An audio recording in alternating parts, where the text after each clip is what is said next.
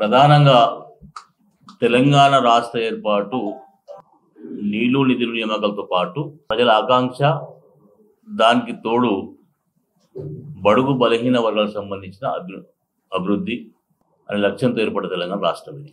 గత 10 ఏళ్ళు పాలించిన పాలకులు అసలు ఎట్లా చేసి రాజకీయాలు మేము పోకుండా ప్రధానంగా బడుగు జీవులను, బడుగు జాతిని ఆర్థికంగా అభివృద్ధి చెందడానికి కావాల్సిన కార్యక్రమాల్లో మాత్రం వాళ్ళు చేయలేదని చెప్పడానికి నేను వెనుకాడను.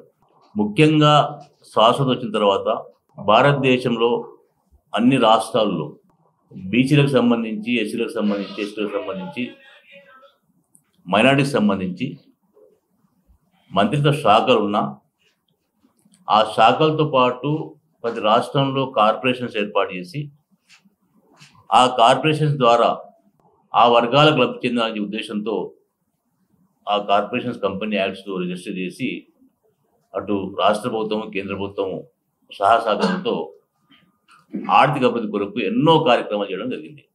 కానీ 10 ఏళ్లలో టీఆర్ఎస్ పార్టీ పాలించిన ప్రభుత్వం వచ్చిన తర్వాత ఈ కార్పొరేషన్స్ ఉన్న లక్ష్యంతో ఈ ఆశయంతో ఈ కార్పొరేషన్ ఏర్పడ్డాయో ప్రధానంగా ఎస్సీ కార్పొరేషన్ కానీ, బీసీ కార్పొరేషన్ కానీ, మైనార్టీ కార్పొరేషన్ కానీ, ఎస్టీ కార్పొరేషన్ కానీ ఈ వర్గాలకు సంబంధించిన కార్పొరేషన్స్ పేదరిక నిర్మూలన, ఉపాధి కల్పన, స్వయం ఉపాధి కొరకు చేయుత, ఈ వర్గాలకు సంబంధించిన అన్ని రంగాల్లో ఆర్థిక సహాయం చేయడమే దీని ఆశయం, లక్ష్యం ఈ కార్పొరేషన్స్కి.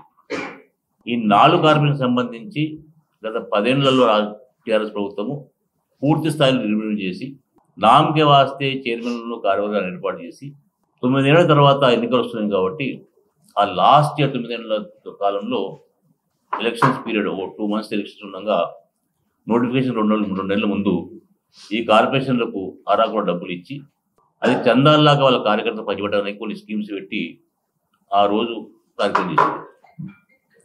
అది తప్ప అటు కేంద్ర ప్రభుత్వం కొరకు కానీ వచ్చే వాటా కానీ, రాష్ట్ర ప్రభుత్వం తీసుకుని పెట్టుబడి పెట్టే వాటా కానీ కార్పొరేషన్లకు నిర్వీర్యం చేసి కేవలం ఉత్సవ విగ్రహాలాగా ఏర్పాటైంది. రేవంత్ రెడ్డి గారి నాయకత్వంలో తెలంగాణ రాష్ట్రంలో కాంగ్రెస్ పార్టీ ప్రభుత్వం ఏర్పడము, ఆయనకు సామాజిక స్పృహ ఉండడము, రేవంత్ రెడ్డి గారు అలాగే బట్టి విక్రమార్క గారు వాళ్ళ టీం అందరూ కూడా అభివృద్ధి, సంక్షేమం, ప్రజల ఆకర్షణతో పాటు ఆర్థికంగా వెనుకబడ్డ ఈ వర్గాలకు చేతినియకపోతే తెలంగాణ లక్ష్య సాధన పూర్తి కాదని చెప్పే ఉద్దేశంతో ఓ సంవత్సర కాలం మొత్తం కూడా ఎక్సర్సైజ్ చేసుకుంటూ ఈ కార్పొరేషన్ వెసులుబాటు, ఈ కార్పొరేషన్స్ బ్యాంక్రప్ట్ కావడము, ఫైనాన్స్ ఎలిజిబుల్ కాకపోవడము, ఇవన్నీ అధిగమించి రేవంత్ రెడ్డి గారి నాయకత్వంలో ఈరోజు 5,000 కోట్ల రూపాయలు ఈ 4 కార్పొరేషన్లకు ప్రపోర్షనేట్గా పాపులేషన్ ప్రకారము డబ్బులు అందించి 5,000 కోట్ల రూపాయలు సబ్సిడీ రూపంలో, 1,00,000 రూపాయల వరకు టోటల్ సబ్సిడీ రూపంలో, 1,00,000 దాటితే దానికి బ్యాంకబుల్ స్కీమ్ పెట్టేసి 3 లక్షల వరకు కూడా సబ్సిడీ ఇచ్చే కార్యక్రమం ఈరోజు ప్రారంభించబోతుండ్రు. ఇది ఒక చారిత్రకమైన కార్యక్రమము. అభివృద్ధి అనేది డెఫినెట్గా రోడ్లు, డ్రైనేజ్లు, లైట్లు, డ్యామ్లు, చెరువులు, నీళ్లు అవన్నీ ఉంటాయి. ఆర్థికంగా ఈ సామాజిక వర్గం ఒకవేళ అభివృద్ధి చెందకపోతే ఆ అభివృద్ధికి అసలు అర్థం ఉండదు. ఈరోజు ఈ ప్రభుత్వం కంకణం కట్టుకొని ఓ మైనారిటీ ఫైనాన్స్ కార్పొరేషన్ చైర్మన్గా నేను గర్వపడుతున్నా. దాదాపు 800 కోట్ల రూపాయలు మాకు కేటాయించారు.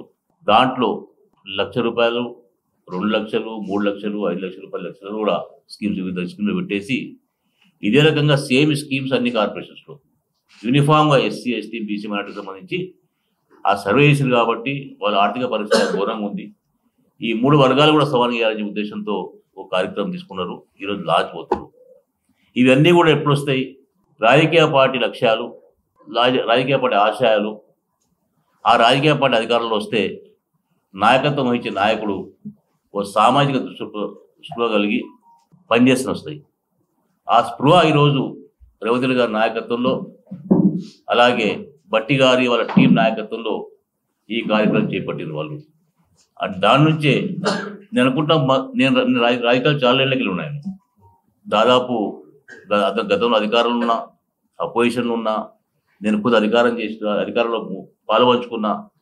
కాబట్టి ఈ ధైర్య సాహసాలు ఇంత పెద్ద ఎత్తున ఈ సామాజిక వర్గాలకు సంవత్సరంలో వన్ ఇయర్ పీరియడ్లో ఓ బడ్జెట్ పీరియడ్లో 5,000 కోట్లు కేటాయించడం అనేది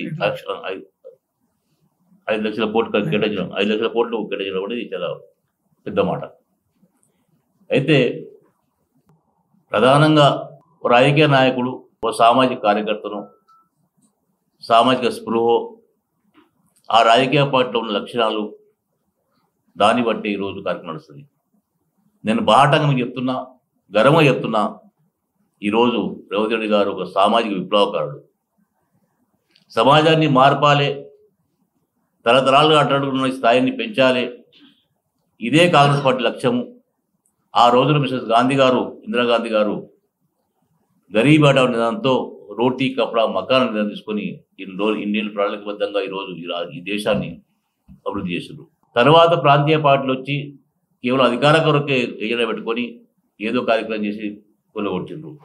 దాన్ని మళ్ళీ ఈరోజు పునర్నిర్మాణం చేసి ఆర్థిక వ్యవస్థ పునరుద్ధి కొరకు ఈ కార్పొరేషన్ బలోపేతం చేసి, ఈ కార్పొరేషన్ ద్వారా దాదాపు 5 లక్షల బెనిఫిషరీస్కు 5 lakhs బెనిఫిషరీస్కు లబ్ధి పొందేలా ఈ కార్యక్రమం చేపట్టిండ్రు.